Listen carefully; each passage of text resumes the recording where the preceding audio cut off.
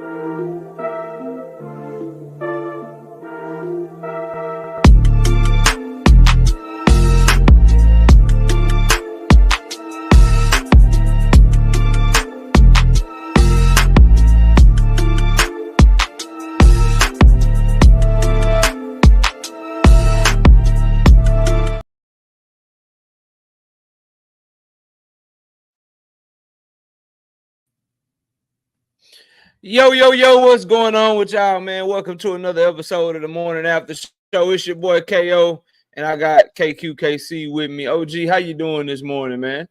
Man, I'm good, man. I'm a little hoarse, but I'm good, man. I'm good. It's a good horse. You know, that's what it is. It's a good horse. Yes, sir.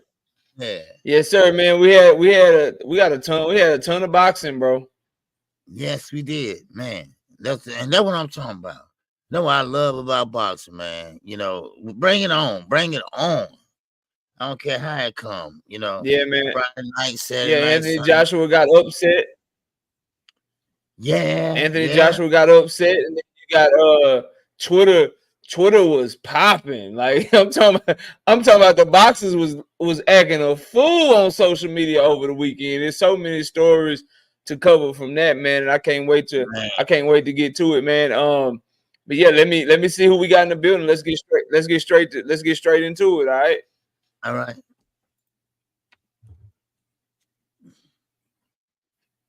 All right. Shout out to we got OG Walk on Water in the building.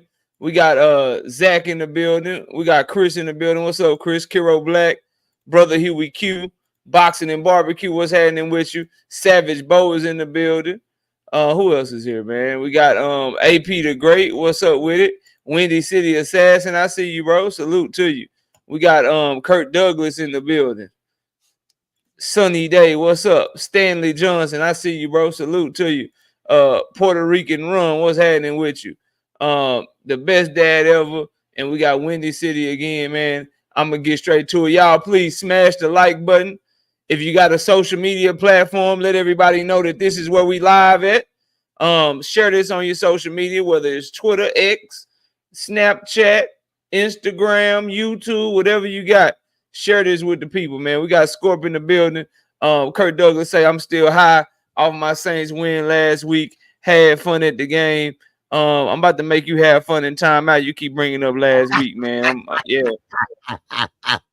That's what I'm gonna have to do. I'm gonna have You have fun at the game, man.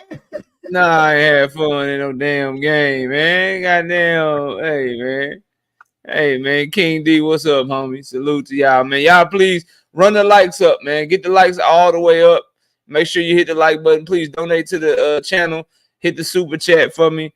I got KQKC's Cash App rolling across the bottom of the screen. My Cash App, I'm dealing with them. I'm trying to get it fixed. So I got my PayPal up there, but best way to donate would be to hit that super chat. So please show your support for the hard work and dedication today. Let's get started, man. We got so much to cover and so many things to cover. The first thing I want to start with is one of the fights. Because we got to get through all of this stuff, man. Josh Warrington got beat by Anthony Cacace on yesterday. The Cacace is the 130-pound IBF champion. The belt was not on the line because Josh Warrington had lost like 4 of his last 5 fights, and he was moving up in weight, and he wasn't ranked in the IBF, so the IBF did not allow for the belt to be on the line in this fight. But Josh Warrington lost to Cacace. The scorecards were very wide. I don't think they should have been that wide, but I do think they got it right. But what did you think of the performance in the fight? And do you think Josh Warrington needs to think about hanging up his gloves? What's your thoughts on that fight? Well, that was a big fight, in my opinion. Josh Warrington, he retired after that fight. He laid down his gloves, it's ceremonial over there in the UK to lay your gloves down on the canvas and walk away. And that's what he did, walked away. Because Josh Warrington, he didn't have it anymore. I mean, he came out of Sheffield and came out, man, blooming, busting, and then he went so far, and then he got knocked out. And then he could never get it back started. He never got it back started. Then he ran up to super featherweight. He couldn't get started there. So he just was outgunned. The reach wasn't there, and just got overwhelmed. And sometimes this is what happened to fighters. Fighters that's used to winning, fighters that think they're on top, and they get knocked down the sides.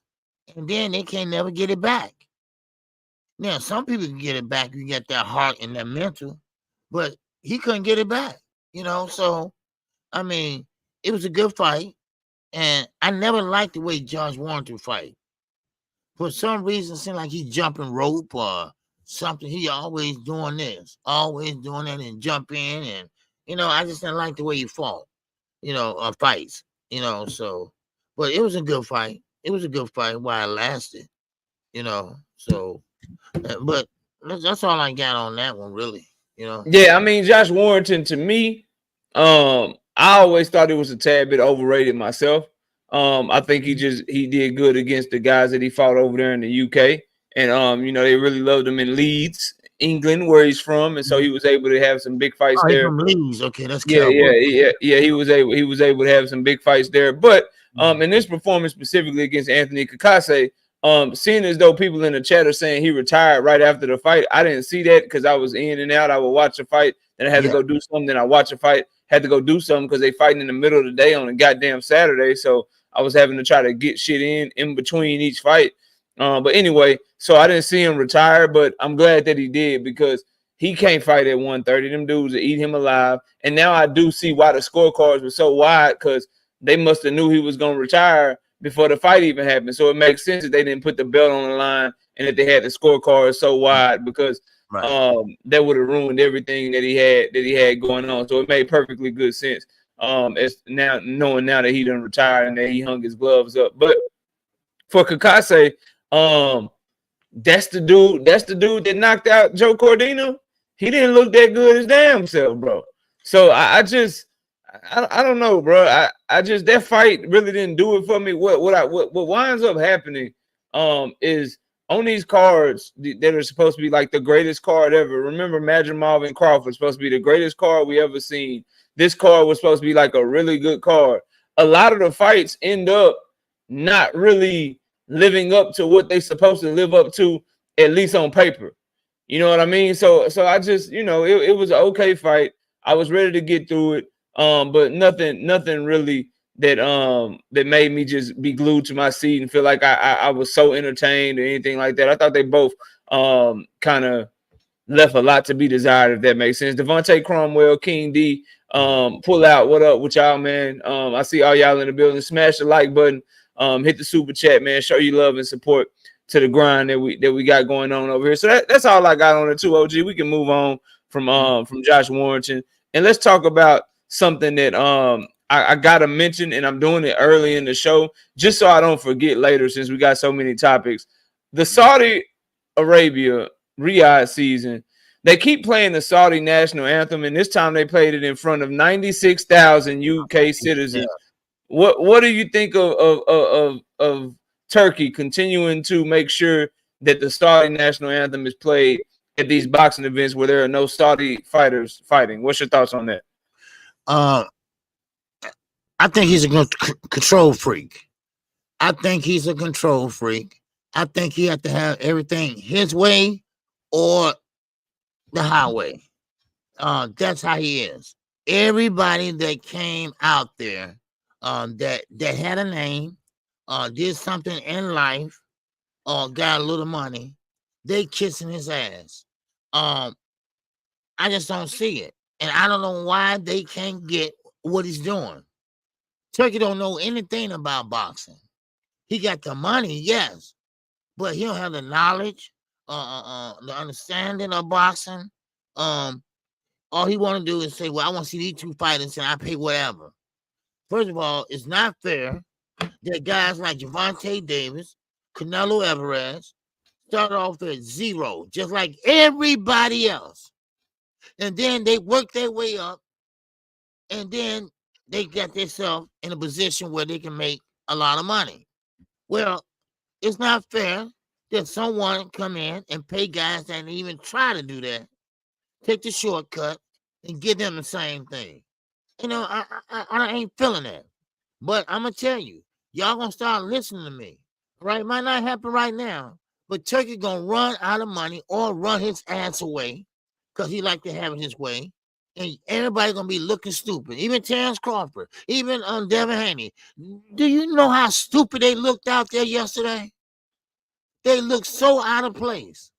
So out of place.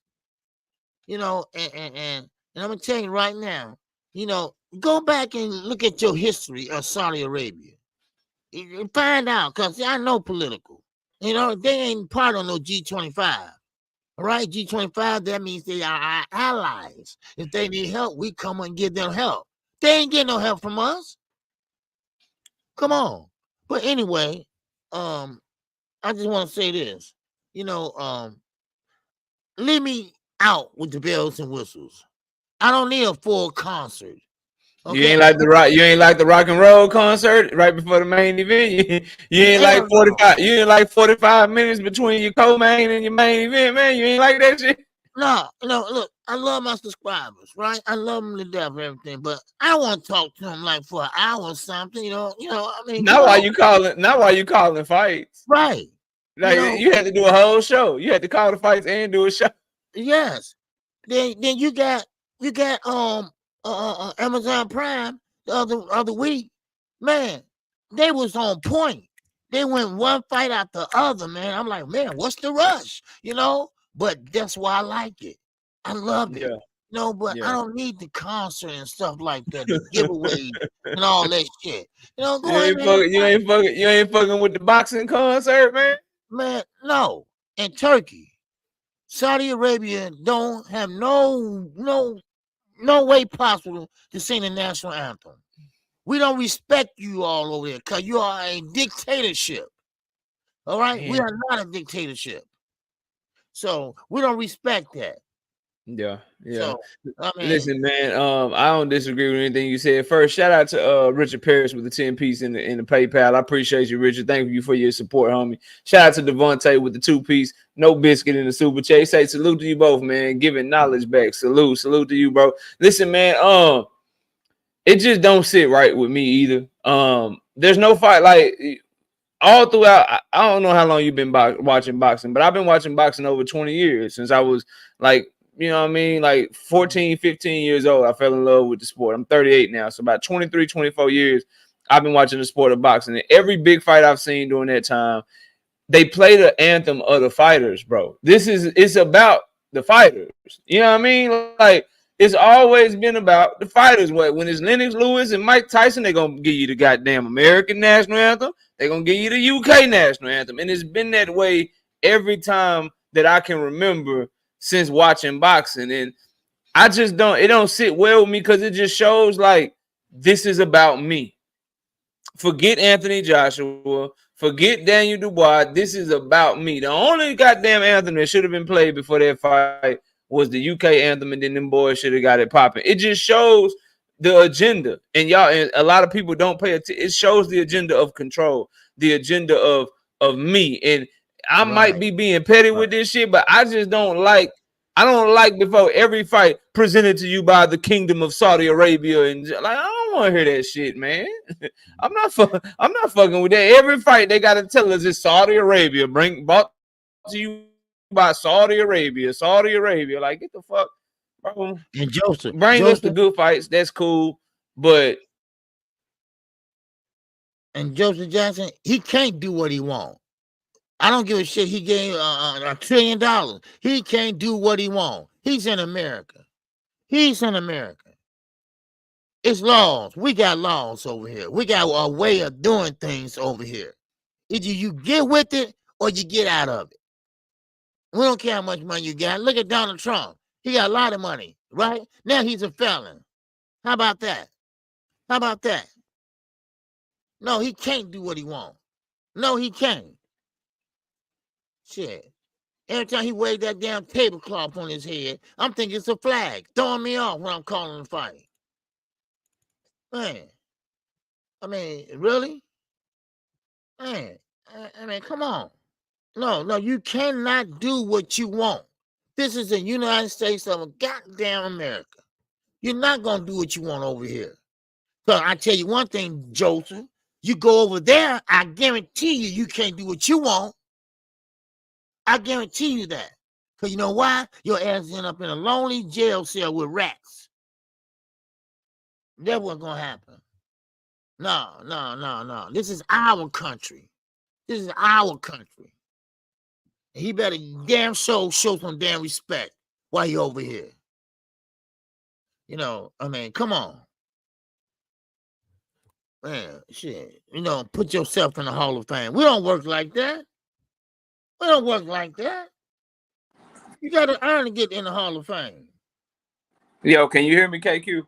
Yeah, I hear you and see you. Yeah. All right, hold on. Let me fix this real quick. You be bringing me the bad luck with the You be messing. I think it be you, man. You be messing my stuff up, bro. I think you do it on purpose too. I'm blaming you. For the rest of for the rest of the day. I'm blaming you, man. Shout out to Kiro Black being a member for 16 months. He say that like button must be hard to press. Support your boy, yo. Yeah, y'all hit the like button. Stop all that sideline watching and hit the like button. We got 140 people in here. Y'all need to hit the damn like button, man. Real talk. Yeah. All right. So another thing I wanted to talk about. Did you have anything else on that, man, before I move on? No. That's it. All right. So in the co-main event, we got to see Hamzah Sheeraz get in there and get it cracking. He stopped Tyler Denny in 2 goddamn rounds. Is Hamzah Sheeraz the best fighter at middleweight? You got guys like Janabek. You got the 41-year-old champion Erislandy Lara. Hamzah Sheeraz looks like he might be a problem. KQ, what you think of Hamzah Sheeraz? You think he the best that we got in the middleweight division right now? Well, right now I gotta see a little bit more, but he did put on a great performance. And now he was bigger than his opponent, but still in all, I still like to see a little bit more. It seemed like he got the reach, he got the height. His fundamentals look like he can be a little sharpened up. Of course, it could be the nerves or something like that too. But yeah, he definitely gonna be a problem in the next year or two if he keep that up and keep improving. I think he will be a problem. You know, there's a lot of guys that name is not Tank and Canelo that are great fighters. Mm-hmm. All they need is a little, you know, a little to shine, you know, and to glow and shine. You know, look at Van Rodriguez. You know, whoever thought someone that small would be that great. You know, I mean, think about it. You know, a lot of people when he first came out, stepped out on the scene, they didn't give him a chance. You know, so he took that chance. And now look at him. You know, with great teaching too. But that was a good fight while it lasted. You know. Yeah. And we got 100. We got 142 people in here. Moderators, let's get a like check until we get the likes up to 100. We got to get 100 likes. Shout out to my beautiful wife in the building, Miss KO. What's up, baby? Salute to you. I think he might be. I think he might be the best at 160 pounds. When I look at the division, you got Janabek, the unified champion. He damn near killed himself last time he was trying to make weight. They had to call off the goddamn fight. He was falling asleep. You got Laura, who's 41 years old. When I look at Hamzah Sheeraz, man, he's one of those guys, in my opinion.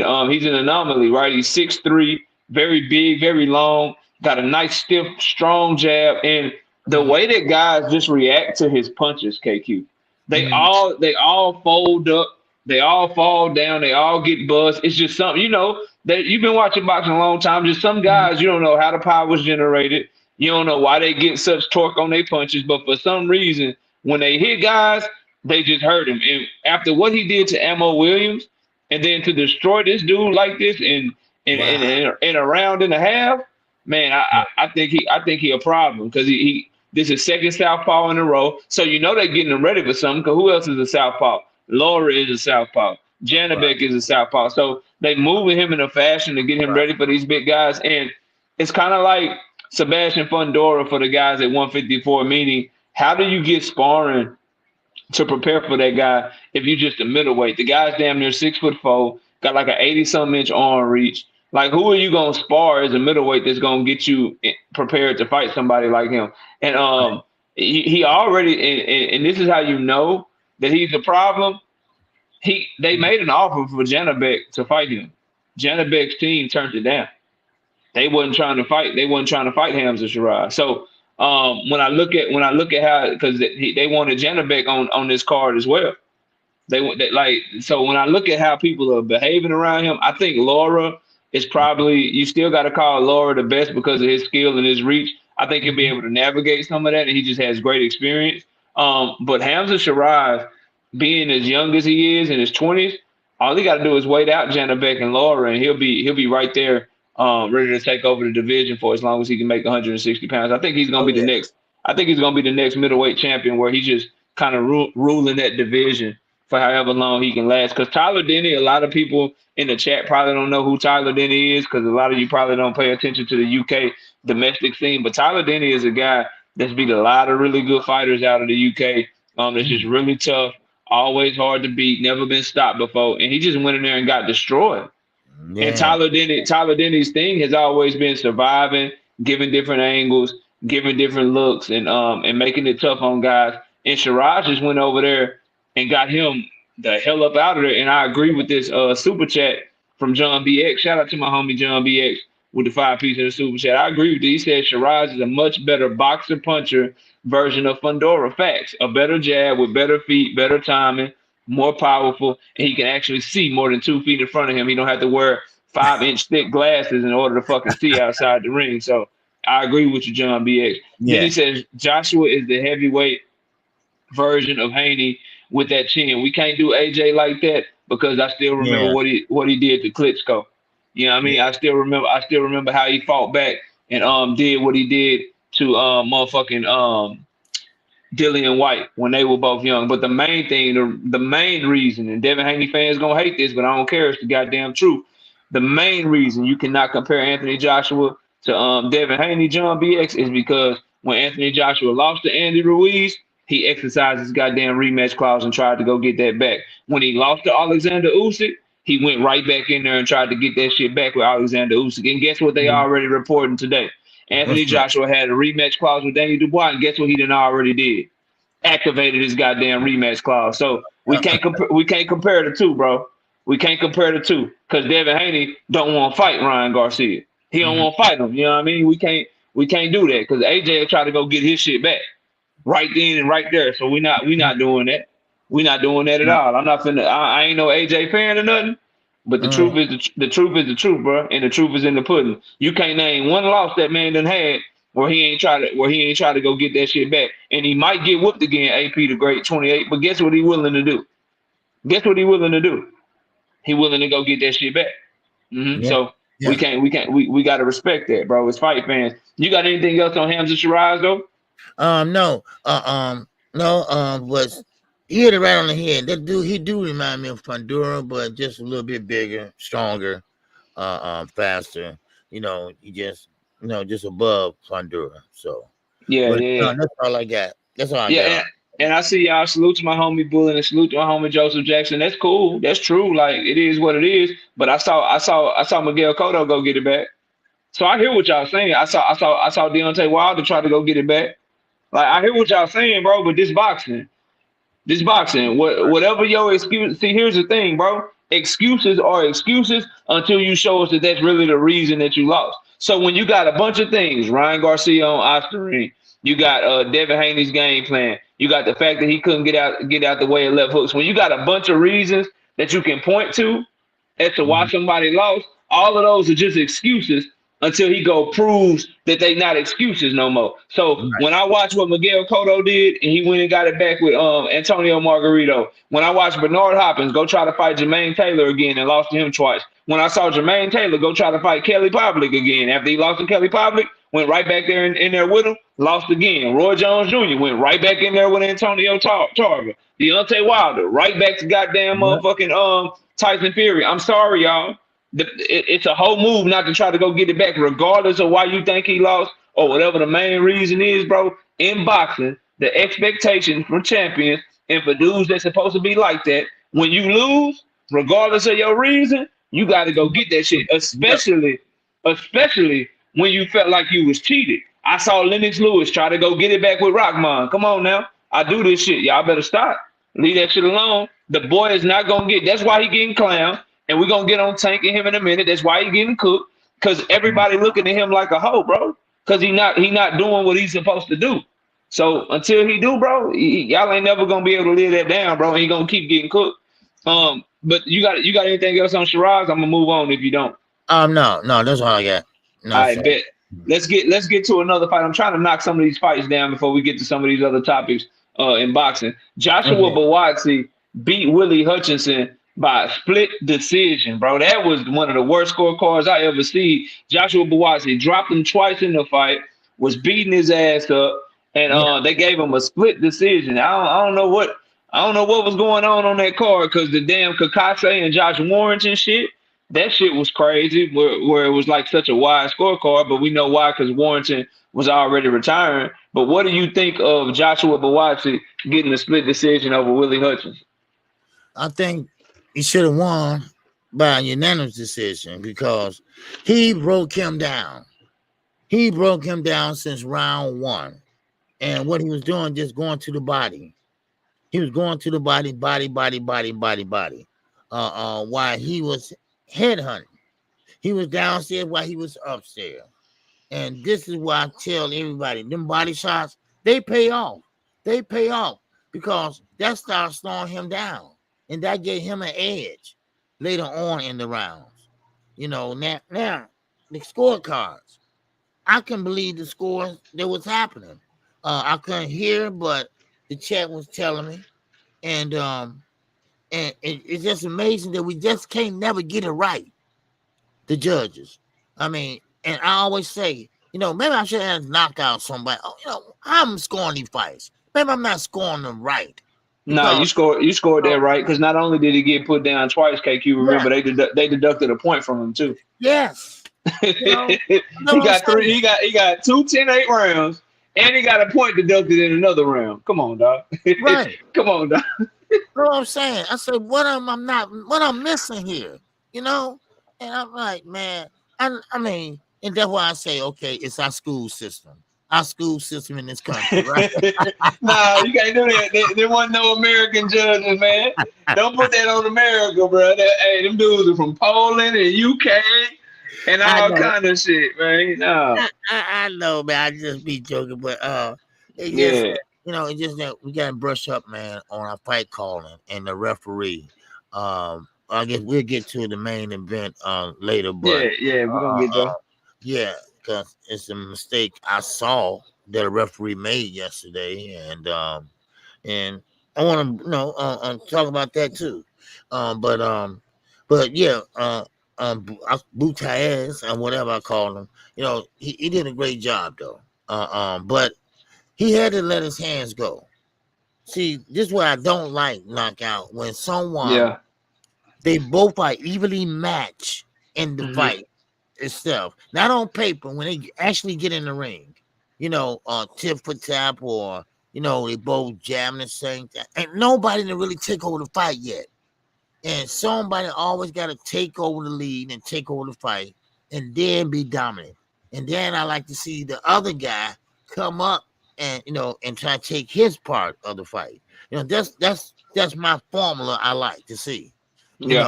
But sometimes I don't get that because they don't let their hands go. Unlike Rolly Romero, that was the sloppiest ass fight I ever seen. But I mean, he won, good for him. But I don't know what he was doing out there. But I think he can't hold his head down with this, and he's going on and still be great. He's gonna have to keep pushing forward. See, the thing about it is these new guys, they bring a different element to the sport of boxing. I mean, you got the Terrence Crawford, you got the Earl Spencers, you got the Canelo Alvarez's. Those they gonna be gone in the next year or two. That's it. So but that's all I have on it though. I like the body work. All right. Yeah, me too. That was smart. That was a smart investment early in the fight because Hutchinson liked to move around a lot. He's one of those guys that box off his back foot, and Buatsi went to the body early. Started with that little stab jab he was doing to the body. Then when then you could tell that first combination he was throwing was the jab, and then he would try to throw the right hand to the body. Then once he started getting closer to him, he was doubling up hooks to the body. He worked the body really early in the fight, and that took a lot of wind out of the sails of Hutchinson, that cocky ass dude. Because I watched they face off. I watched how Hutchinson was talking to Craig Richards, and to be honest with you, everything he said had a whole lot of like racial undertones and shit to it. Every time he be talking his noise to them black boys, so I was rooting for Buatsi, and I'm glad Buatsi was able to go in there and do his thing with him. I do want to see him fight Anthony Yard, like the homie Teach. And to the homie Butcher that's in the chat, we got all our fight predictions right except one this week, bro. You were asking me, we did 10 fight predictions. We got everyone right except the AJ prediction to answer your question. So you might want to join the channel. Might want to join the channel as a member, homeboy. For real, because we do this shit. But as far as what you said about Buatsi, man, I think he was spot on, KQ. I think he worked the body. I thought the fight was very clear when you add into effect, number one, that he was the one showing effective aggression the whole fight on his front foot, the majority of the fight, and he wasn't on his front foot like reaching or missing. He was cutting off the ring. He was getting Hutchinson in the corners. That's not to say Hutchinson didn't have any moments, but he controlled the effective aggression and ring generalship of the fight. Then he was landing the cleaner, harder shots. Then he dropped him 2 times. Then they took a point from him. Like, where are we talking about split? Where's the split decision shit coming from? I don't know. You know what I mean? Like that shit crazy, bro. That shit crazy. Like you, and that's the thing. Like they're able to do this because we got a lot of casual fans in the sport of boxing, so they can do shit like this. But because there's only a few of us that are like hardcore fans that know how to score the fight, that know what they're doing, and we looking at it like, okay, this is a clear victory. And then I'm over here, I'm betting on the fights and shit. And I'm over here, I hear them score one of the scorecards from Hutchinson. I'm over here losing my goddamn mind. Like, hell nah, bro. Y'all better stop this shit. Because, at this point, I'm perfect. Before AJ get in there and shit the bed, right? I'm good. Right. And I'm like, nah. And it's shit like that, bro, that just make you be like, bro, they had a different agenda. And then when you think about it, Hutchinson was the A side. He was the one that walked out last. He got introduced last. He's the one that it seemed like they were rooting for the win. And then when you see how they scored the fight, you like, nah, that's why, bro. That's some bull crap. Shout out to Boxing Hacker in the building. I see you, bro. Salute to my homie. Thrill Hill, the OG in the building. What's up, Butcher? Becoming a member to the channel. Appreciate you, Butcher. Enjoy that membership, man. We drop exclusive content every week for our channel members. But Buatsi, I'm in this on Buatsi, okay, Q. I'm not as high on him as I was when I first saw him fight. I don't think he developed the way that they anticipated him developing. and I don't think he got no smoke for the top of the 175-pound division. I think I see guys talking about Anthony Yard. I like Anthony Yard a little bit better than him. I damn sure like Beterbiev and Bivol better than him. I like Morrell and Benavidez better than him. I think Buatsi kind of hit a snag, and I know we we all love Virgil Hunter, and Virgil Hunter is cool, whatever. But other than Andre Ward, Virgil Hunter, the guy he had, Tony Yoka. Tony Yoka didn't develop. The heavyweight, he didn't develop. And now we're looking at Joshua Buatsi. All right, like he not developing. Then he got a guy, Soliman Sissoko, that's not developing. He the guy at 154 pounds. I don't know what's going on in Virgil Hunter. Yeah, I don't know what's going on in Virgil Hunter gym, but and then Barrios, I believe Mario Barrios left him too. Like, I don't know what's going on, but Joshua Buatsi, I don't think he's gonna ever be world champion unless he just wait out to get a vacant belt or something, because he can't do nothing with Beterbiev or Bivol, whoever win that fight. But we'll see what happens, man. But that's all I got on him, man. You got anything else? No, I just want to say this. Everybody, young fighters, that's listening, might be listening, whatever. That's everybody get away from the body. Everybody don't start with body shots. Everybody start off with the jab and everything. Okay, I get that. But still in all, you got to invest more into the body because you see that it pays off.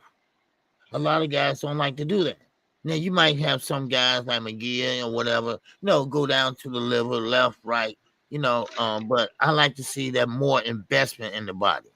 I mean, suck it in there hard, and that's what people didn't miss out of the Marcos Maidana fight and Floyd Mayweather. They were looking at the punches on top of the head, but they weren't looking at the body shots that he was sucking in. While he was getting hit up there, he was going down there.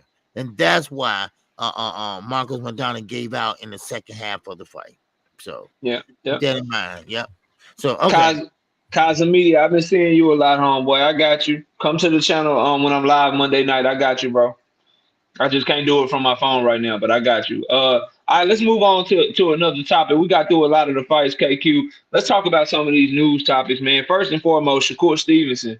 I wanted to talk about him because I noticed some tweets over the weekend that I gotta talk about with Shakur fans. And now we got 200 people in the building. Y'all, please hit that like button. Miles, let's get another like check going. Let's see if we can get up to 150 likes, man. Let's get to 150, y'all. 200 people in here.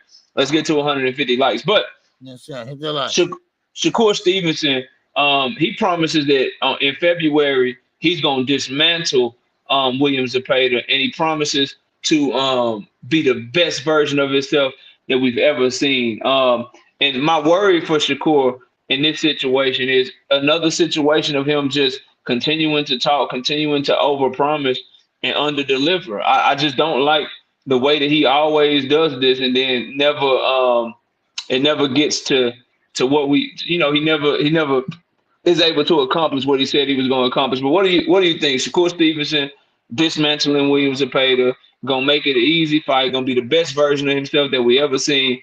Do you like hearing this type of talk from Shakur Stevenson? What's your overall thoughts on how he continues to promote himself and continues to talk about every opponent is going to be the best version? Every single fight is going to be the best Shakur. Every single fight, he's going to whoop somebody and do this to him and do that to him. And then when we see him on fight night, the shit don't happen. What do you think of him doing this with Williams Zepeda? You see, that what gets him in trouble. That what makes people just don't like him. That what makes people, chit chat and say this to him on Twitter, because he writes a check that he can't cash. He say things that he just don't do. And if you listen to him, it's impossible because he don't fight like that. You're not going to see no dog in Shakur Stevenson. When the last time you see a dog in him? I mean, he going to sit there, work your jab, stay out of harm's way, not engage, the typical Shakur Stevenson. He going to jump out, jump back in. And like Roy Jones says, most of the time he jump out of range because he can't get the counter punch in. So when I hear him saying things like that, basically going in one ear and out the other, because I know that's not how the fight's going to go. Yeah. He's going to be very defensive responsible. And that's it. That's it. That's all he's going to do. His defense going to be his offense.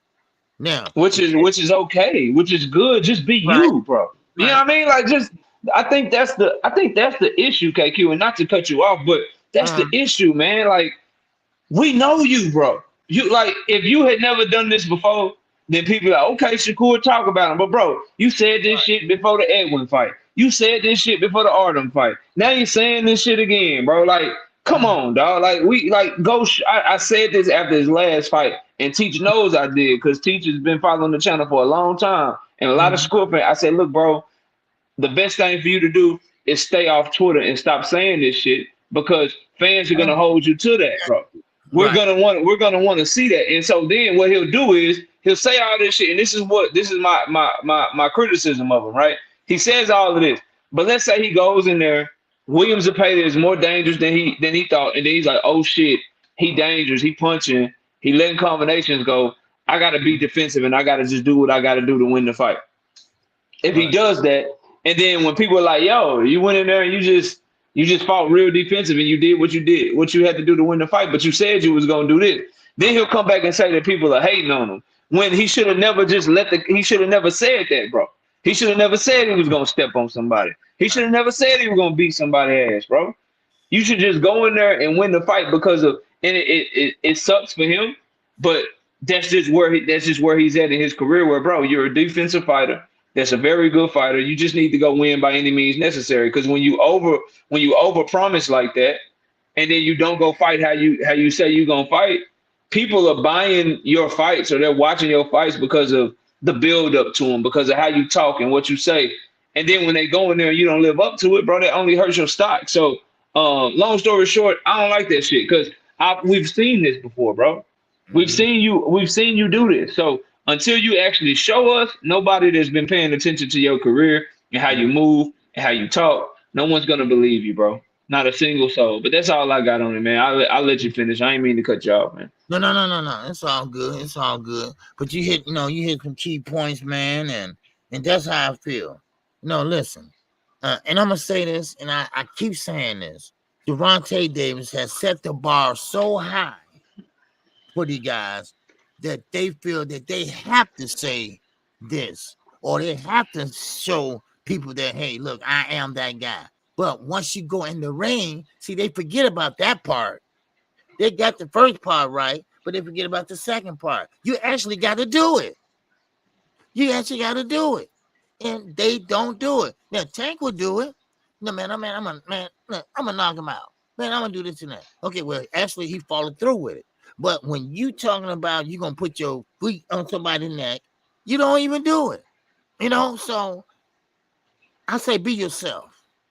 Yeah, facts. What I'm trying to do is look, I'm gonna go in there, try and get the win. I'm gonna try and keep him at the end of my jab, something like that. But come on, don't say things that you can't do. And this is his problem. So he needs some growing up to do, or he need to find his identity. Now that's what I think. Yeah, so, I ain't mad at that. I agree. I agree with all that. And I think and I spoke on this in the video, and I wonder what you think of it. So I think all of this comes from the fact that he trying to knock people out, or he want to show that he can step on people, or Devin Haney trying to knock out Ryan Garcia. I think these guys feel the pressure of the performances that Tank Davis is putting on. Like they watch him and they watch the love that he get and how the fans gravitate towards him.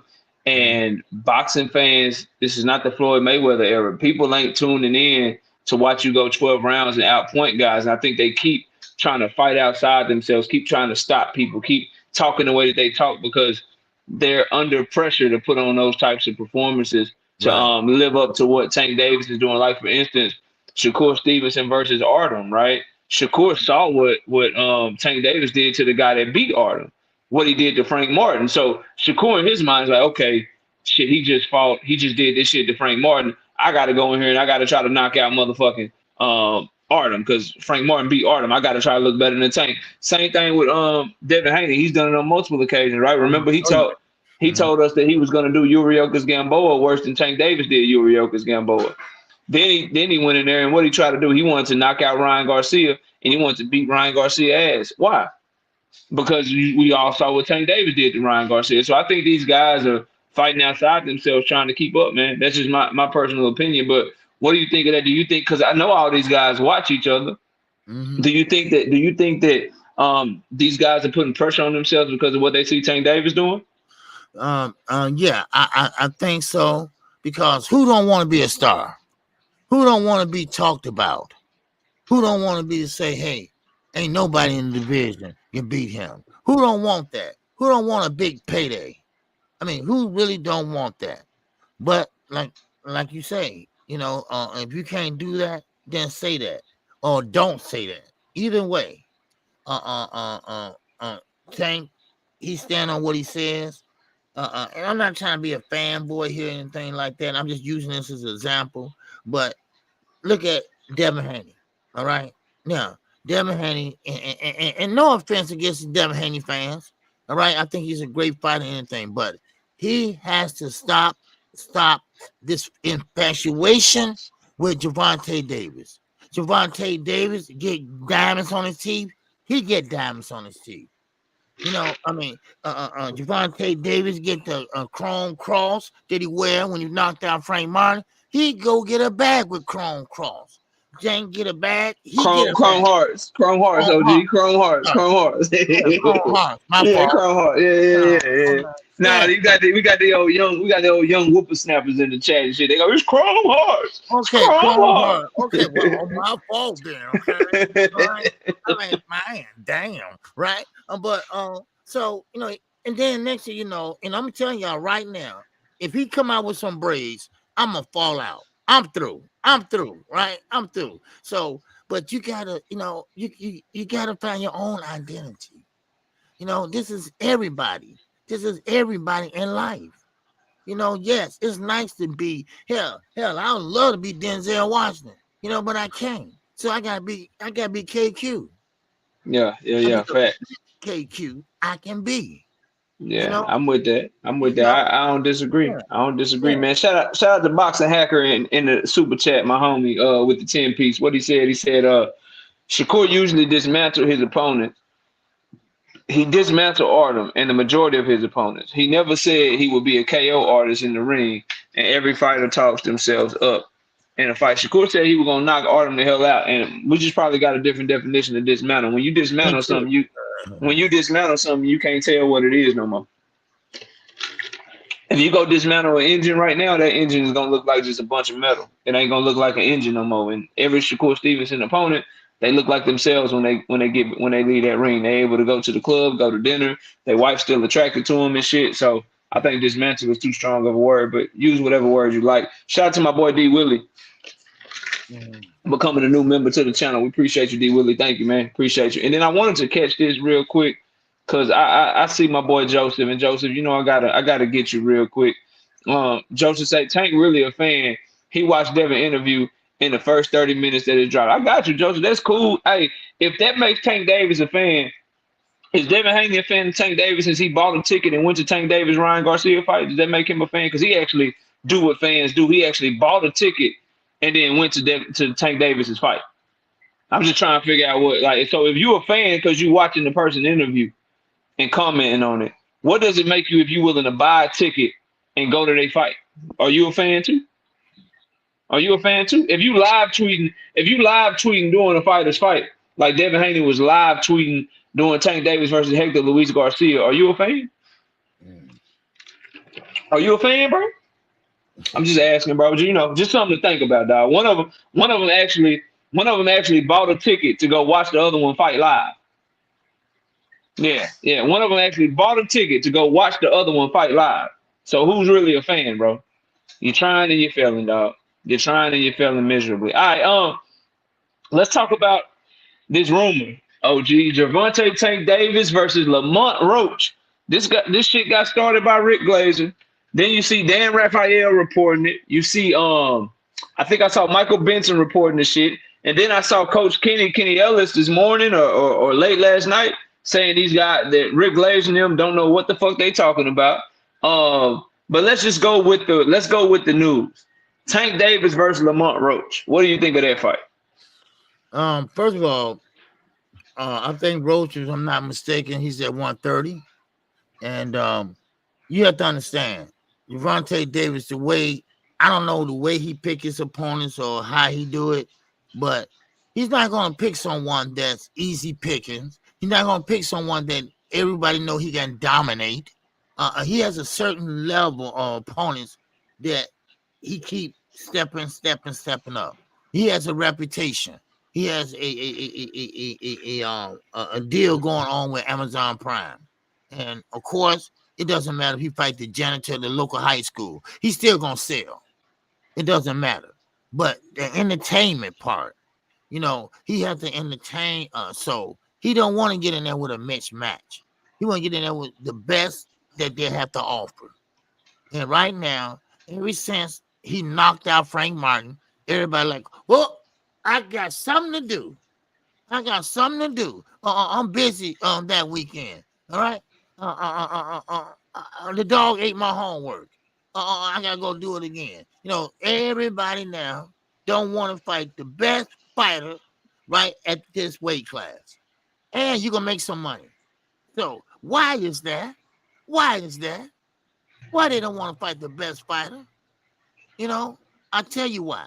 Because they don't want to be known as the guy that Tank knocked out. They don't want to be known as that fighter that don't have it, because don't get me wrong, because Tank knocked out some damn good fighters. And they went on and be stars, like Pitbull Cruz. He didn't get knocked out, but he went the distance, and next thing you know, he instant star and a champion. So why you won't want that? So that shows you something. That shows you that sometimes you can be your own worst enemy, By Tank being so good, he kind of, destroying his own demise, but it's always a willingness away. When you're in that position, Tank always can find somebody to fight now. Don't get me wrong. But Lamar Roach, no, he's not it. Yeah. And Rick Glazer, he don't like PBC. He don't like Al Heyman. He don't like Gervonta Davis. He don't like nothing they stand for. Rick Glazer always come with this bullshit that he got a friend that knows the pay-per-view numbers. He got a friend, sometimes like when people say sources say, right? They ain't got no sources, all right? They just guessing. So Rick Glazer, go sit down, all right? Go sit down. Just like you said, I'm not racist. I married a black woman. That don't mean shit to me. All right? That don't mean nothing to me. All right? I know somebody that did the same thing and still was racist. I don't know what. So, but anyway, I'm sorry. That's the truth. That's funny. Man. That's funny, man. That's crazy. I mean, so go ahead, knock out. That's all I got. But Lamar Roach, no, it's not it. And please remember this.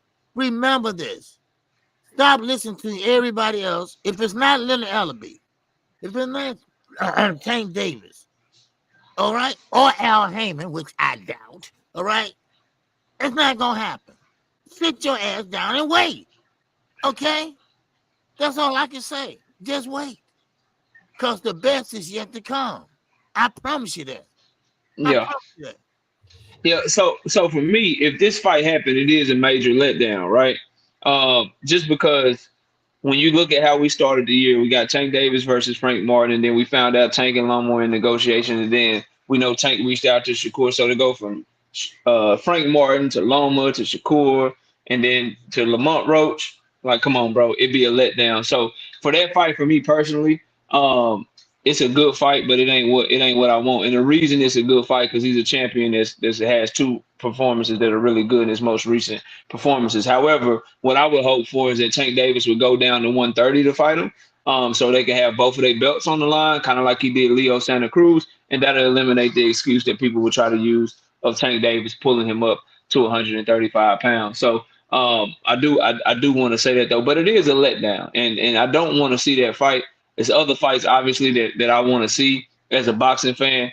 But at this current point, I mean, we can run through them. It's 200 and some people in the chat. Who's available right now? Because Lomachenko ducked him already. Shakur Stevenson fucking hand is injured, and when he was available, he wasn't trying to make the fight. He went over there to fucking match room. You got Jose Rayo Valenzuela. He talking about he got a rematch clause with Pitbull, and his trainer say he not gonna be ready to fight until next year anyway.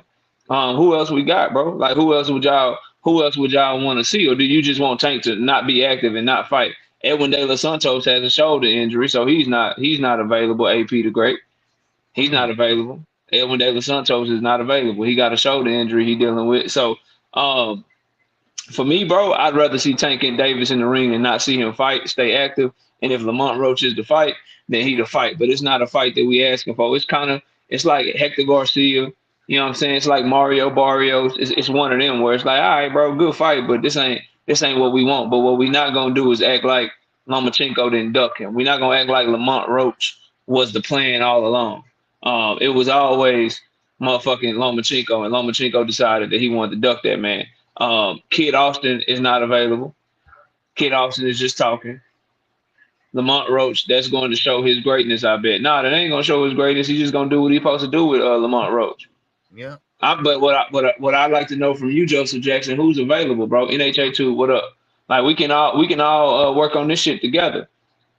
We can work on. So unless they lying about Lamont Roach, right? Because Lamont Roach team said he ain't fighting him. Who's available, bro? Bullet. Like I hear y'all, Bullet, Joseph, plenty guys willing to fight Tank at 135. Who that we would be okay with, bro? Because you can't say, Abdullah Mason, he's not ready right now. He's basically that fight's not getting made. Come on. Right. Like Keyshawn Davis, that Bob ain't gonna let him. What's up, DJ7? No, Bob not gonna let him face on Tank. Denise Barincek was supposed to fight whatchamacallit, bro. He was supposed to fight Mark Chamberlain, but Mark Chamberlain lost. Okay. Andy Cruz, he ain't had nothing but 4 fights, so that ain't gonna happen. Andy Cruz is over there on the zone. They not doing no cross-platform shit with a prospect, bro. Realistic fights, bro. Not prospects, dog. Raymond Muratala's already on the Cacace card. Come on, keep. That's what I'm trying to get y'all to see, bro. Like he's already on the Cacace and fucking Shaki Foster card. He's already on that undercard, bro. Liam Pyro, 140. Subriel Matias just lost. To Liam Perot, who's at 140, Tank's 135-pound fighter. Gary Antoine Russell's coming off the loss. Like, who y'all got, bro? You know what I'm saying? I'm not saying I like the fight. I'm telling y'all, ain't nobody available, bro. Right. Gary Russell, the big brother, you talking about Gary Russell Jr., the featherweight, the one that ain't fought since January 2022? That will be coming up 2 weight classes? Yeah. So long story short, bro. If Tank team approach Keyshawn Davis, I guarantee he takes it. You talking about the Keyshawn Davis that got a hometown fight against what's the dude name, bro? The dude that fought Richardson Hitchens out of Argentina, I believe. Anyway, bro, he got a fight already. That was like Keyshawn Davis is fighting in November, on November the 8th, bro. Okay. Anybody else?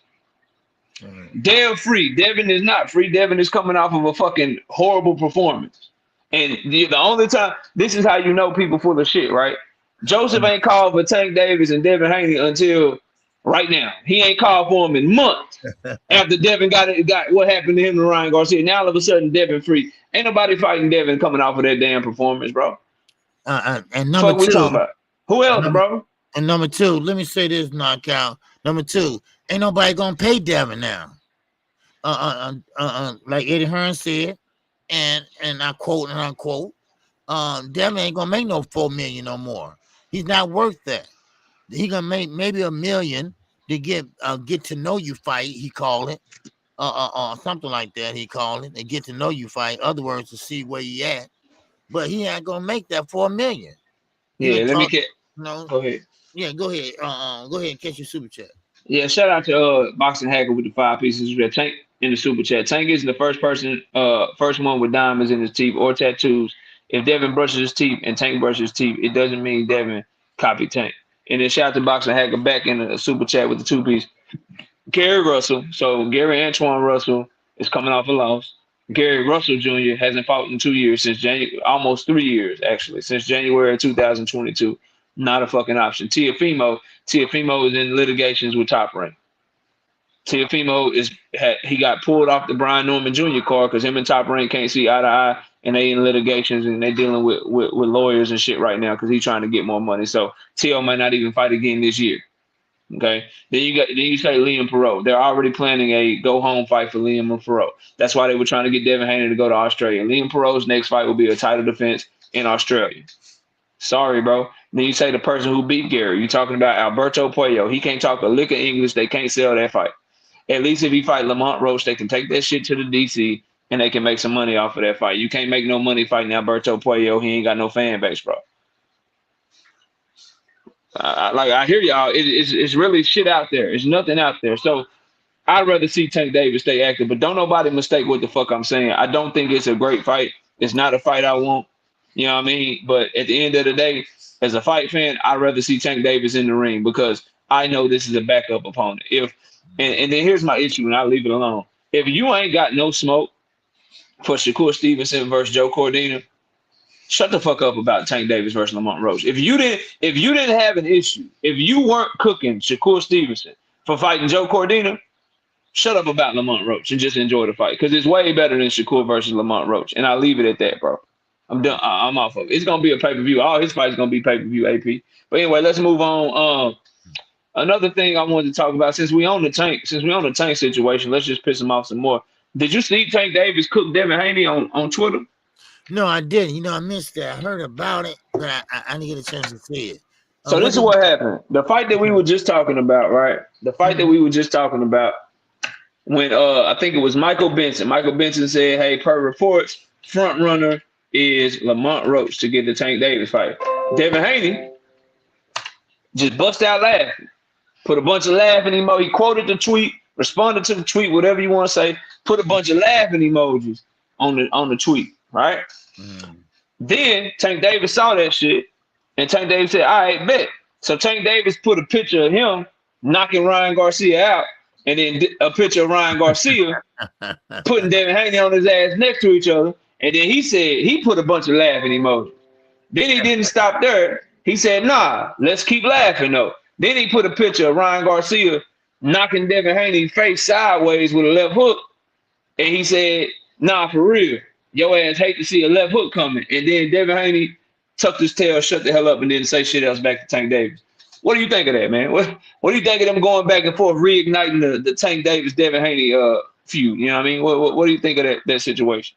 Well, you know, they know they can get under his skin because Devin, I don't care if he got that old back or not. He know that he lost that fight. He know he got his ass whooped. I mean, I'm sorry. I just got to put it the way it is, you know, and it bothers him, you know, like Eddie said, it bothers him and it still bothers him. He really believed what he's saying. He really believed that Ryan was on something and that's why he lost. He said it in the Andre Ward interview. No, Devin, that's not why you lost. You lost because you kept running into that left hook. Now, one thing about PEDs, they don't say, come on, run into this left hook. No, they don't do that. And plus, the much he had in his system, you know, it could have been accidental using. We passed that. I don't want to get into that. But still in all, Devin got to understand, get over it. Like Tank said, you know, look, get over it, move on, and get started and start all over or whatever. You know, get back in the groove. But he can't do that if nobody's gonna pay him. You know, so they try to get on this scan. Everybody getting on the scan right now. Yeah, now I think Devin started this shit though. So yeah. Oh yeah. So it is what it is. You know, they taking shots at each other. That's cool. You know, Tank got the better of this one because, like I told y'all at the beginning, Devin gonna have to forever stand down. He gonna forever be made to tuck his tail. When he get to trying to pop that shit to anybody, they gonna always throw that Ryan Garcia shit in his face until he until he go do something. You know what I mean? Until he go show what that shit is. And then if you Devin, you can't be laughing at Tank, bro. And you fought the nigga that he fought, and we saw what he did to you. And Tank let him know that shit. That's why Devin ain't had shit to say back to him. You can't say shit, bro. He know that shit. He know that's some whole shit. And y'all, everybody in this chat do too. Y'all don't want to admit it, because a lot of y'all are huge Devin fan, but y'all know it's some whole shit not to try to fight Ryan Garcia again, bro. And so Tank let him know, like, hey, look what I did to this nigga. Look what he did to you. So you might want to leave me alone. Don't worry about who I may or may not be fighting. And I want y'all all to notice when Tank Davis talked that shit about his game plan and said he was lying, Devin didn't respond to that. Devin waited until he felt like he got something. He waited until he felt like he got something. He waited until he felt, okay, they say he fighting Lamont Roach. Okay, let me go back at him now. How come you didn't go back at him when he says you lying about your game plan being great? How come you didn't say nothing then? He waited. And the reason that he waited is because he know he full of shit, bro. Yeah. Y'all know he full of shit. The nigga's telling y'all, yo, I'm so mad that if I see him right here, right now, I go to jail behind this shit. I go to prison behind this shit, nigga. I get my get back right here if he was in my face. But you want to fight him? No, nah, man, it's bigger than boxing. Like, bro, y'all know that shit's some whole shit, bro. Man, y'all know that's some whole shit, and that's why he got quiet, bro. That's why he ain't say nothing. Tank made him tuck his goddamn tail because he was like, damn, bro, I can't really say shit because you did knock that nigga out, and everybody is laughing at me. What he gonna say? What can he possibly say? So if I'm him, bro, you gonna have to show by. He's in the same boat as Shakur Stevenson, but it's way worse. Cause Shakur ain't lost yet, and I ain't gonna say Devin lost because he got a no contest. Ryan is a cheater; he deserved that shit. But he don't have nothing on film or no highlights that look like how Devin Haney highlights look against motherfucking Ryan Garcia. So until he go back and do like rectify that shit, bro, he gonna forever get cooked like this. He ain't gonna be able to say shit. Everybody gonna do him like that, bro. And specifically Tank, because nigga, I fought the nigga that did that to you. And I washed him. I made him quit. Like, what are we talking about, bro? So it is what it is, bro. I hope we get to see that fight. But I'm telling y'all, Devin, Shakur, all these boys, man, they better fight them sooner rather than later because they gonna get clipped again. They gonna get clipped again if they keep fucking around. Watch, they'll get clipped again, bro. But anyway, shout out to 10 Wet Claps. That's a crazy name, by the way, with the 5-piece in the super chat. He say, Ryan proved that if these guys had Tank's resume, they've been had that 0 gone from their records, and none of them can beat Barrios if we being for real. I ain't gonna go that far, but what I will say is Tank Davis' resume is highly underrated. For instance, these so-called 4 Kings, he's the first one to beat any of them. He's the first one to fight and beat any of these so-called 4 Kings. When you look at how they tried to do Ryan Garcia, Devin Haney, Tank Davis, Teofimo Lopez, people don't want to mention that. He's the first one to fight a 4 King and beat the shit out of a 4 King, made him quit. Yep. You know what I mean? So people be getting it misconstrued and they do shit and say shit because they hate Tank Davis. But at the end of the day, bro, it's 2 things I know. One of them, the Lamont Roach fight, that shit ain't what we want. That's not a good fight. But number 2, Tank Davis got no room, no business. I'm sorry, Devin Haney got no room, no business trying to say anything to Tank Davis right now, bro. You got a whole nother issue on your hand. Tank ain't your focus. The nigga that caught you with them left hooks over and over and over and over and over again, the one that got your whole reputation out here looking bad, that need to be your focus right now, bro. You need to go get that shit back. Ain't nobody demanding, not even Devin fans, KQ. Devin fans ain't even demanding a Tank fight. They ain't even talking that Tank shit like they used to. The general public, damn sure ain't talking about no Tank versus Devin. No, ain't nobody talking about that shit, bro. So if you want people talking about that shit, you want your name buzzing again, the fastest way to that shit is Ryan Garcia, bro. You got to go get that fucking get back, bro, because that shit is bad right now. You got anything else on that, man? No. That's all I got on it. Let me see. No, that's about it. I do want to say this. To what's his name? Super chat you had. What he said about Devin, diamonds on his teeth and this and that. Oh yeah. I pulled it up. Hold on. I pulled it back up. That was Boxing Hacker. Hold on, I'll find it. Oh, Boxing Hacker. Yeah, it's right there. I want to comment on that. Yeah, he said Tank Jensen the first one. Yeah. He's not the first one. But when Devin sit there and point out that he want to go to his dentist and I want to go to where he went, that kind of like throws it off, okay? Because more than one dentist do that, okay? More than one guy do, jeweler. He want to go to Tank jeweler. He don't want no other jeweler. He want to go to the one Tank goes to, right? Same thing with the tattoo artist, right? I want the same tattoo artist Tank had. So that kind of like, put you in a, full of shit. Okay. All right. So, and Devin's full of shit. Okay. So, I mean, I don't know what the infatuation is, but, sometimes guys are like that when they didn't go up like that. They didn't grow up like that and they want to be like that, so that's the difference. That's the point I'm trying to make. Okay. Yeah. Anthony Joshua got destroyed by Daniel Dubois yesterday. Oh, Destroyed by that man. woo, What'd you man. think of that fight, man? Oh man, Anthony, AJ was in the last press conference, and he said that you're gonna see a different Anthony Joshua. I'm not gonna use my strength. I'm gonna use my brain, right? And he didn't use his brain; he used his face. Damn. And I think, and I'm being honest, I think he underestimated Daniel Dubois. He believes that, okay, I got this 27-year-old kid. He never been on this big stage. Because we talking about 96,000. Now think about getting your ass whooped in front of 96,000 people. Yeah, right? That's fucked up. I mean, I can see 5 people at the store and you get whooped, right? But man, you going in there, man, 96,000? And then Anthony Joshua, I don't know what was going on, but it seemed like he was like fell asleep in a trance.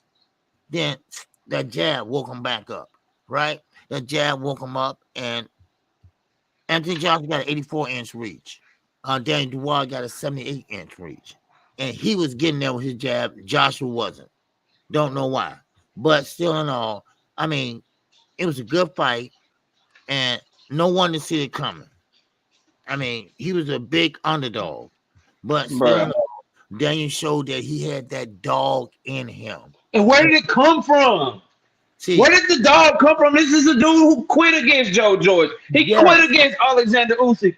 Where did this shit come from? Fucking up my money, man. Man, do you know how it feels to get every fucking pick? Every pick was right. Everyone from Wednesday to Friday, all day Saturday, right. I got everyone right. And this nigga AJ, man, go ahead now. Go ahead, bro. Go ahead, man. And Daniel, the press conference, said, look, I ain't got nothing to say. Because he beating on the table. I ain't got nothing to say. I ain't gonna talk. I ain't got nothing to talk about. I'm just letting you know I'm ready to go. I'm ready to go. And I think he saw some vulnerabilities in Anthony Joshua. I believe that he saw that Anthony Joshua is not that same Anthony Joshua. And also, Eddie Hearn putting Anthony Joshua up here on this pedestal. Anthony Joshua changed boxing in the UK. Matter of fact, he changed the heavyweight division all over the world. We talk about a gold medalist that came out the Olympics and just went straight into stardom. And I think that kind of went to his head. I think it really went to his head, and now he went in there, and of course the pace was too fast. Because on Double D, he came in and he pressed the action like a bulldog. Anthony Joshua like to lay back, pop the stick, pop the jab, and bam, 1-2. That ain't Ngannou in there. But Daniel Dubois, small, 27, young, big strapping young man, came in there and dominated. He came in there and he dominated, and Anthony Joshua didn't know what hit him, because I think he was so surprised that, it wasn't that he froze. He froze. Yeah, he got caught cold, got caught in the first round, never recovered. Yep. So, it's just clear as day. Now, the knockout, the last one Well, he pretty much was looking at Devin Haney, ass up, face down, and then he came there with the uppercut. It almost got there, but Daniel right hand got there first, and that what caught him and put him down. And then he was on the cameras and he wanted to get up but just couldn't. So he turned over like he was in bed asleep and he turned over on the left side. Hey, that's why, man, you gotta respect guys like Crawford, guys like Tank. They start slow for a reason, bro. Yes. They make sure they defensive for a reason. AJ was in that bitch lackadaisical. He got caught with that first right hand, and he could never get back right since. And Daniel Dubois did not let up on his ass. AJ had a moment right before he got knocked out where you could see, like, jab-wise, timing-wise, counter-punching-wise. Like, he might be a better boxer, but Dubois just was a dog, and he just would not be denied. And he threw that right hand right there with AJ, made that boy fall face forward. I said, this shit over with, bro. This shit over with. And he did him dirty. I think I respect AJ trying to get his rematch. And this rematch is gonna be do or die for him. If he can't beat Dubois in a rematch, it's over with. It's gonna be over with for him. And the rematch is gonna be big, bro. It's gonna be big. And I seen and I seen AJ look like he got no shot against a fighter. I seen what Andy Ruiz did to him, and then he came back and he came up with a strategy, figured out a way to get the win. So I ain't gonna count him out, but he gonna have a tall mountain to climb because now Dubois really gonna come after him. Oh yeah, Dubois really gonna really come to get him now because he know he can hurt him and he know he can get to him and shit. And when you get put down like 4 times and and your equilibrium get knocked off, like that could take a toll on you. You can never be the same. His chin might, all you gotta do is probably blow on his chin now. Like it's probably gonna be a tall task for him. But I do like the fact that he's willing to try to go get it back. But shout out to Daniel Dubois, man. That dude, he continues to just be one of these fighters, and he's like the only one that's like that to where I was just spot wrong on him. When I saw what Joe Joyce did to him, and I saw what Alexander Usyk did to him, like this dude ain't got no heart. He'll bend his knee. You know what I mean? He not gonna have it. And somehow he carried himself up, and he showed hard against Jarrell Big Baby Miller. He showed hard against Philip Hergovich, and then he showed hard against AJ. Like when AJ caught him with that right hand and buckled his knees and sent him back into that corner, he like, shit, fuck it, let's go. I'm still gonna throw with you, and that got him the knockout, bro. And he continues to just be somebody that's hard to figure out that you can't bet against. So I'm very happy for him, man. He deserved that. You got to put some respect on his name now for sure. But AJ, he back to the drawing board, man. We're gonna see if he try to get back to Derrick James or if he try to switch trainers 300 times or whatever the case may be. But he gonna have to fight. He gonna have to fight. He can't go take no tune up. He gonna have to go right back to it, man. And I respect that he already has exercised his rematch clause and that he will go back into it. So I respect him for that, man. Yeah. Oh yeah. Yes, sir. I mean, Daniel, he didn't do anything just so great. He just did everything good. Just everything good. Just went at him. He didn't let the moment be too big for him. He act like it wasn't no 96,000. He just went at him. He said, "Fuck it, it's gonna be me or you." And AJ went in there cautious, pussyfooting around, trying to be all cute. Got caught with a right hand early. That shit was over. If you gonna box like that early and be cautious, you got to make sure your defense is right. You know what I mean? Like if you gonna be like, look, I'm gonna be cautious at first. I'm gonna let him punch himself out, and then I'm gonna try to get mine. Boy, you better make sure your defense is straight. You better make sure your defense is straight. Otherwise, you're gonna be and I think the next fight, it's gonna be hard for AJ because you don't want to go in there and be over aggressive and get caught with nothing stupid early in the fight again. But if you sit back, AJ ain't got that type of head movement and lateral movement to just be sitting back like that. He'll get caught tall again. So they're going to have to figure out how to navigate the first part of that fight. Because I think if he can navigate it, settle in, I think we'll get a better heavyweight fight the next time around. But you got to favor Dubois in a rematch if that fight does happen again, man. Yeah. Oh, yeah. And Daniel, now he know he can hurt him. He knows that, okay, you ain't the best in London.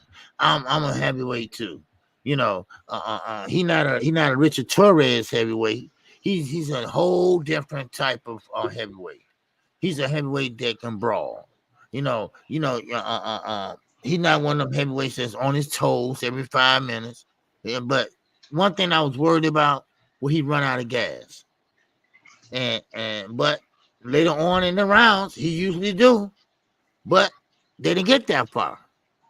And maybe back in his mind, he probably said, or his trainer, look here, we can't let this go past 6. We can't let this go past 6. Because we know what would happen if you go past 6. Then AJ could come back and hit him with something that pretty much would stop him. Yeah. So he got him out of there.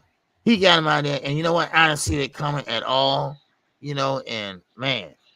And this is an interesting comment. LJ say no rematch, fam. That was a one-sided ass whooping. As a fan, I agree with you for the most part, LJ. But in boxing in general, you right. You know what I mean? Like if it's a one-sided like that, I'm with you. But in the heavyweight division, bro, where shit can change with one punch, like you saw how quickly shit can change when AJ had Dubois hurt a little bit, how he could hurt him too.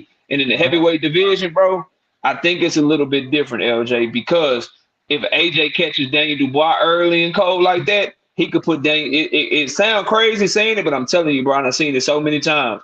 He could put Daniel Dubois in the same exact position, bro, where it's like, yo, what the, like, damn, like this shit look totally different from the first fight. So I think in general, you're right. But when you're dealing with such dudes that's 6'6", 250 pounds, that whichever one of them touch the other one first can win the fight, it's worth rolling the dice in a rematch. And it's one that I would want to see because I know just like Daniel Dubois made AJ look like that, if AJ catch Daniel Dubois right early in the fight before Daniel catch him, he could do the same goddamn thing to Daniel Dubois. So I think it's a little bit different in the heavyweight division, bro. Just my personal opinion. Yeah. One fight that comes to mind, I mentioned it when I was talking to Devin Haney fans. I don't know if you've seen it or not, LJ, but go watch the first Lennox Lewis Rockman fight and then go watch the second one. You wouldn't even be able to tell.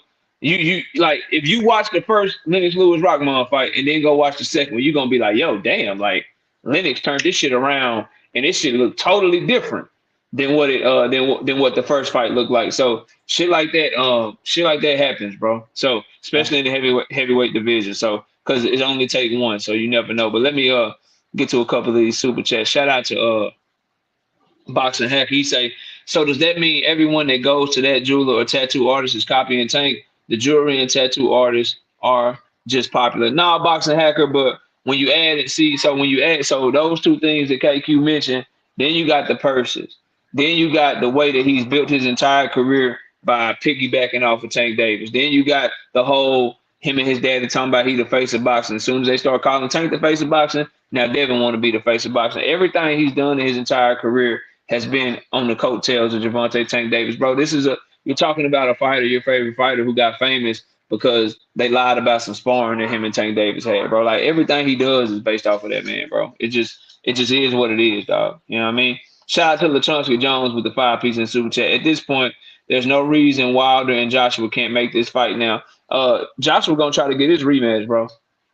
Yeah. Until he do something, until he show me that he not, then I'm gonna believe that he is, because that's all he's ever done in his career. This will be something different if he don't. Got totally put down. He got put down 4 times by Andy Ruiz.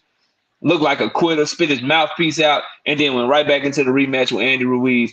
Got thoroughly outboxed by Alexander Usyk. Almost stopped in their first fight in the 12th round. Usyk had his ass reeling. Went right back into the rematch with Alexander Usyk. So AJ has shown, and then guess what? In both of those fights, he won the rematch with Andy Ruiz. He fought way better in the second fight with Alexander Usyk. He gonna fight Daniel Dubois again, bro. The only person he did kind of look like a hoe with was Deontay Wilder when he ducked Wilder, in my opinion. But everybody else, AJ been right there on the front lines trying to make that shit happen, trying to get that shit back. So I'm gonna say that he gonna do it until he don't. And they already reported, Eddie Hearn already said they gonna do the rematch, because Eddie Hearn ain't got no other heavyweight, bro. He got to do it. You know what I mean? The second fight gonna be bigger than the first fight. They can get more money off of it. And shit, if you AJ, bro, listen, it's another shot at the world title. Better make some adjustments. Go to that dark place Yep. Try to get that shit if you can, boy. Because other than that, you gonna get weight. Believe it or not, he'll get probably less money fighting Deontay right now. Because they can put him and Dane Dubois right back in that goddamn stadium, and they'll do 90,000 again, bro. But him and Deontay Wilder, they ain't doing 90,000 like that, bro. No. They need to go right back over there, have a rematch with him and Dubois, give a fire ass undercard. I would like an undercard with more heavyweights on it.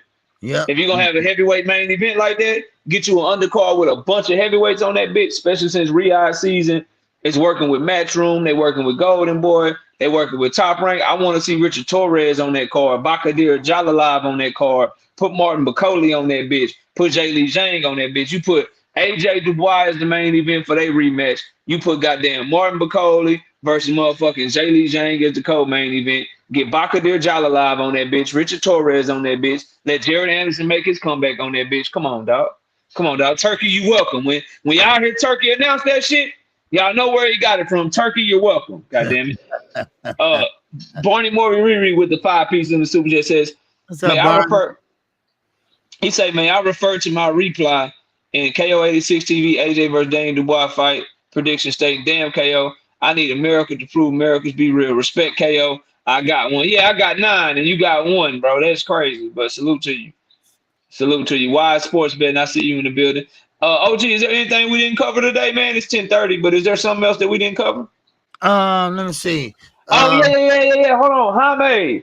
Did you watch the Jaime Munguia fight on Friday? Oh, yes. That's what I want to talk about. Yeah. Talk about Jaime real quick. Good catch, Bullet.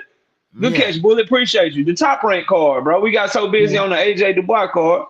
We forgot about that shit. What you think of Jaime Munguia's performance over Eric Bazinian on Friday night? Shout out to Angie Wise, sports betting. All right, now, and y'all go check her out too. She got a good betting channel now. All right, now, and she teach you all about betting and how to bet and all that. Now, Jaime Munguia. Now, I thought it was too soon for him to come back and fight. Right? He made a good bag when he fought Canelo. Took a loss, took an L, but that didn't bother him. He signed a 1-fight deal with Top Rank, went over there and took care of business with an undefeated fighter. Now, Munguia looked like he was kind of in trouble. It was a good fight, and Munguia was in trouble. He kept getting hit with them second chances. I think his name was Eric Rankin. Mm-hmm. You talking about the guy Jaime fought? Yeah. We just gonna call him Eric. His last name like Bazinian or some crazy shit. He from Armenia. We gonna call his ass Eric though. Eric, y'all know who he talking about. Eric is the dude name, goddamn. Right, yeah. And I couldn't get that name right either. And so he was counterpuncher. He's a straight up counterpuncher. It doesn't matter if he get hit with a straight right. He right coming back with that counterpunch.